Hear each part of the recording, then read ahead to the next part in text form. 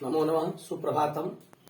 आज हम लोग पुनः लघु सिद्धांत कौमुदी में कल तक हम लोग प्रकृति भाव संधि की जो चर्चा चल रही थी, उस चर्चा में हम लोग सर्वत्र विभाषागो सूत्र के नियम से और उसके बाद प्रकृति भाव, उसके बाद गवाग्रम शब्द का प्रयोग सिद्धि किए थे, जिसमें अभंग स्फोटायनस्य झिंच अनेकालशित सर्वस्य, इन सूत्रों का जहाँ अनेकाल आदेश होता है, शित आदेश होता है, वो संपूर्ण षष्ठी के स्थान में होता है। तो उस सूत्र को बाध कर प्राप्त था उस सूत्र, लेकिन उस सूत्र को बाध कर गवाग्रम में कहा नहीं, आप जो बोल रहे हैं, जो गो शब्द को, जो अवंग आदेश पूरे गो शब्द को होगा, कहा नहीं, गीत यदि जिसमें गकार का हित संज्ञा होता है वो अनेकाल भी होता है, तो वहां वो अंतिम अल को होता है कि ना कि संपूर्ण षष्ठी के स्थान में होता है। तो वहां वो हुआ। अब एक सूत्र है उसके बाद, जब अवंग स्फोटायनस्य सब कर सूत्र का अध्ययन जब कर चुके हैं हम लोग, उसके बाद जो है इंद्रेचा सूत्र है। इंद्रेचा सूत्र कहता है गोरवंग स्याद इंद्रे। इस सूत्र का वृत्ति है गोरवंग स्याद इंद्रे। गोह अवंग स्याद इंद्रे। गोह मतलब गोह षष्ठ्यांत शब्द है, अवंग प्रथमांत शब्द है और इंद्रे शब्द सप्तम्यांत है। मतलब गो शब्द को अवंग आदेश होता है, मतलब गो शब्द को अवंग आदेश होता है। इंद्र शब्द यदि पौर में हो तब, मतलब गो शब्द को अवंग आदेश किया जाता है कब? इंद्र शब्द जब पर में रहता है तब। तो गवेंद्र शब्द को बनाना था, इसका अर्थ यही है, वृत्ति है इंद्रेचा गोरवन स्याद इंद्रे, और इसका क्या है, कहते हैं गो शब्द को अवंग आदेश होता है। अर्थ कहता है गो शब्द को आदेश होगा, इंद्र शब्द पर में रहेगा तब। तो गवेंद्र बनाना था, इसका विच्छेद हुआ गो प्लस इंद्र, लगाए सूत्र इंद्रेचा। अब इस सूत्र को घटाइए, जो सूत्र कह रहे हैं उसके आधार पे देखिए। तो कहा गो शब्द को अवंग आदेश होगा। गो शब्द है ना, नहीं है, तो गो शब्द को अवंग आदेश होगा। अवंग में अव बचता है, तो अव में जो अव बचता है तो गगा का इत संज्ञा होता है, तो हो गया गीत। यहाँ भी था जो संपूर्ण षष्ठी के स्थान में होना चाहिए, किसके स्थान पे, मान पूरा गो शब्द के स्थान पे होगा अवंग आदेश। किसके, किस सूत्र के अनुसार, तो वो अनेकालशित सर्वस्य। लेकिन कहा गीत, गीत यदि इसमें गकार का हित संज्ञा होता है, वो अनेकाल भी रहने के बाद वो अंतिम अल को होता है। तो इसी में अवंग में गौ को हित संज्ञा किया गया है हलंत्यम लेकर, इसीलिए यहाँ पे गीत होने से अब हो गया अब गीत। तो गीत जो आदेश होगा वो अंतिम अल को होगा। अंतिम अल है गो में ओ, तो अब हो गया अवंग आदेश। तो अब क्या हो गया ग, क्योंकि ओ को हुआ ना, तो जब गो का ओ का होगा, ग के बाद जो ओ है उसमें होगा तो ग हलंत हो जाएगा, स्वरहीन हो जाएगा। तो ग अव इंद्र, ठीक। अब लग गया आद गुना, क्या लगा आद गुना।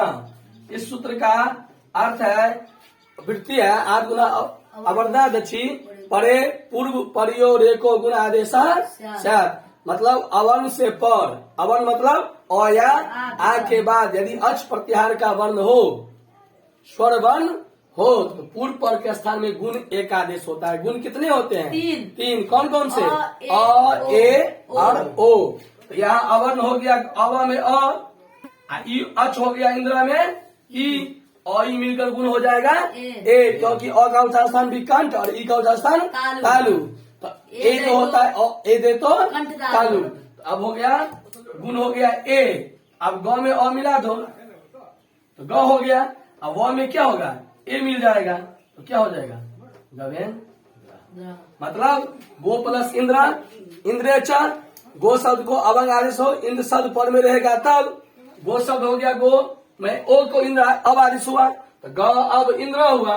अब ग में जो अ है, इंद्र में जो ई है, आद गुना सूत्र से अवन से पर यदि अच प्रत्याहार होता है, मतलब अ या आ के बाद यदि अच प्रत्याहार असामान्य स्वर, क्योंकि सामान्य स्वर होगा अ और आ के बाद तो दीर्घ एक आदेश होने लगेगा, इसीलिए असामान्य अच स्वर पर में हो तो अ ई मिलकर गुण होता है ए। तो अ ई मिलकर गुण हो गया ए, तो अब जो व में जो अ था, इंद्रा में जो ई था, उसका एक आदेश हुआ ए, तो व में ए मिल गया, हो गया गवेंद्र। ठीक। अब हम लोग पढ़ेंगे अगले सूत्र। अगले सूत्र है दुरात धूते च। क्या है? दुरात धूते च। दुरात संबोधने वाक्यस्य ते प्लुतो वा स्यात्। दुरात धूते च। अब है देखिए,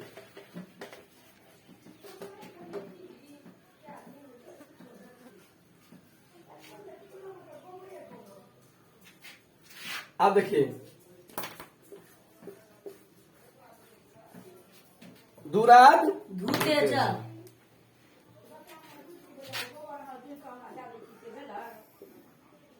धूते च। दुरात धूते च। धूते च। दुरात संबोधने वाक्यस्य ते प्लुतो वा स्यात्। कहा कि दुरात ये पंचम्यांत एक वचन है। दूरात मतलब दूर से। दूरात मतलब दूर से। जहां दूर से मतलब क्या है? जो बहुत दूर में है, जहां तक मेरी आवाज अंतिम सीमा तक, जहां तक आवाज जाने की क्षमता हो, वैसे दूर। अब ये नहीं जो जिससे दिख ही नहीं रहा है, कहीं बहुत दूर चला गया, उतना नहीं, लेकिन दूरात। दूरात संबोधने वाक्यस्य। दूर से संबोधन जो वाक्य होगा, यदि जो हम दूर से किसी को, संबोधन मतलब होता है बुलाना, अपने ओर मतलब आकर्षण करना, दिखाना, अपने ओर को अभी प्रद्योत करना। तो उस अर्थ में वो जो वाक्य है, उस वाक्य के टी को, दूर संबोधन वाक्य जो होगा, तो वाक्य किसे कहते हैं? तो व्याकरण के हिसाब से एक तिंग वाक्यम, जिसमें एक तिंग हो, मतलब एक क्रियापद का प्रयोग हो जिस शब्दों के समूह में, तो वो हो जाता है वाक्य। तो उस वाक्य के जो टी होगा, टी किसको होता है? अचोन्त्या टी। अचों के मध्य में जो अंत अच, वो क्या हो जाता है? टी। तो उस टी को प्लुत संज्ञा होगा। उस टी को क्या हो जाएगा? किस सूत्र से? दुरात धूते च।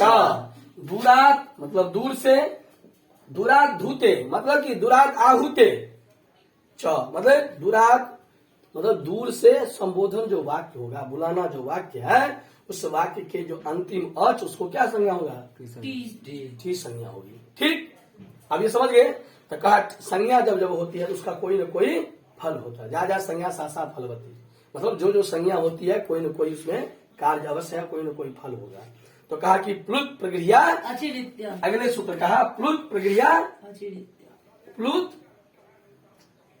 प्लुत प्रक्रिया है ना? प्लुत प्रक्रिया अचिनित्यम एक सूत्र है। प्लुत प्रक्रिया अचिनित्यम। आप देखिए, दूर दूर से संबोधन वाक्य को, संबोधन वाक्य के टी को प्लुत संज्ञा होती है। इस सूत्र का यही है। क्या होती है? संबोधन वाक्य के टी को प्लुत संज्ञा। संबोधन दूर से बुलाने वाले वाक्य का जो टी होगा अंतिम अर्थ, उसको प्लुत संज्ञा होती है। बता दिए।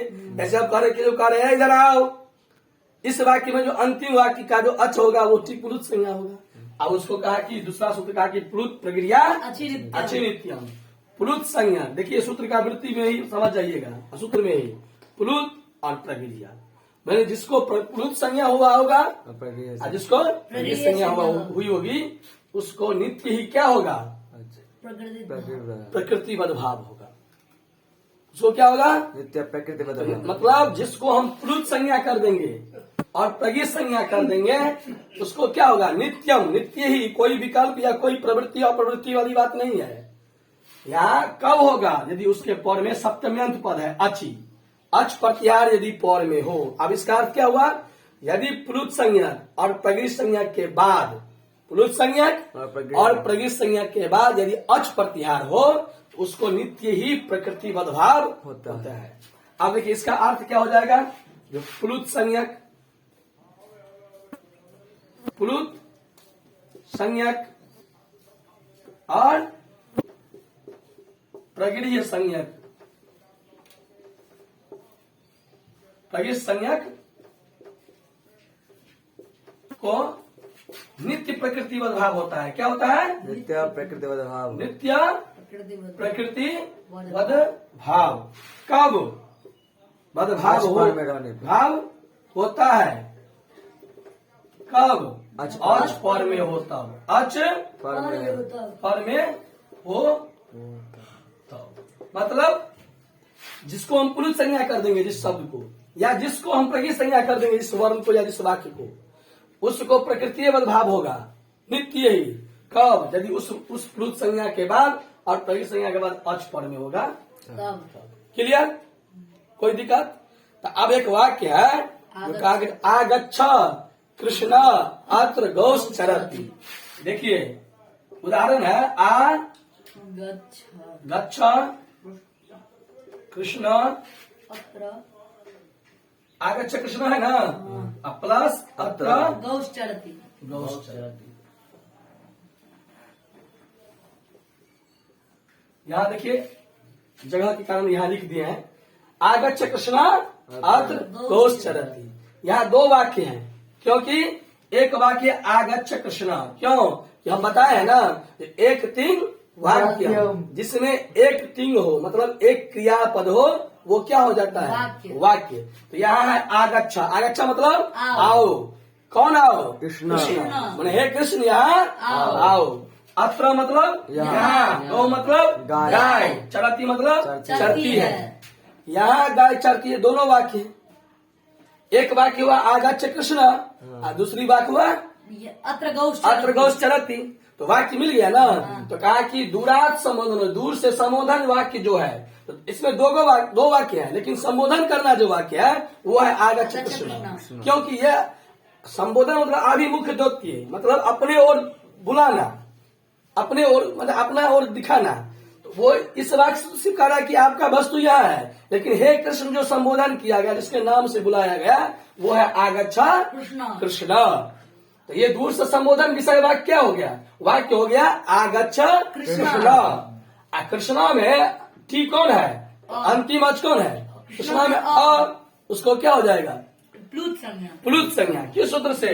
दुराज ठीक। और जब ये प्लुत संज्ञा हो गया तो वैसे के वैसे रहा, प्लुत संज्ञा हुई ना अभी। तब क्या हुआ? प्लुत प्रक्रिया अचिनित्यम, जिसको प्लुत संज्ञा कर दी है और प्रकृति संज्ञा करेंगे। तो यहाँ तो क्या किए हैं? प्लुत संज्ञा किया है ना। तो अब क्या, इसीलिए पढ़े थे ना, उकालो ध्रस्व दीर्घ प्लुता, हर्ष दीर्घ तो पढ़ते आ रहे थे। अब प्लुत कैसे होता है? जब दूर से संबोधन किया जाएगा, दूर से बुलाया जाएगा, वो प्लुत होगा। इसीलिए आप दूर से उच्च स्वर से बोला जाएगा, ये भी बुलाना ही नहीं समझिए, उच्च स्वर से बोला जाए, अत्यधिक उच्च स्वर से, दीर्घ से, अत्यधिक उच्च से, उसे प्लुत ही कहेंगे। तो उस प्लुत संज्ञा के वर्ण को, प्लुत संज्ञा किसको हुआ था? आगच्छ कृष्ण में जो अ है टी वाला, उसको हुआ था प्लुत संज्ञा। यहाँ अगर प्लुत संज्ञा हो गया, तब यहाँ अगर मान लीजिए आकाश में दीर्घ से दीर्घ प्राप्ति हो जाती है यदि छोड़ देते तो कहा कि सूत्र बना है प्लुत प्रक्रिया अचिनित्यम। हाँ, जिसको प्लुत संज्ञा हो जाएगी वो नित्य क्या हो जाएगा? प्रकृति बल भाव। उसमें कोई संधि, कोई विकार की जगह नहीं है। तो अब क्या हो गया? उसको वैसे ही को वैसे ही रह गया। तो बन गया आगच्छ कृष्ण अत्र गौश चरति। इसी तरह से प्रकृति भाव संधि का एक जो था विशेष बात, वो समझ गए होंगे।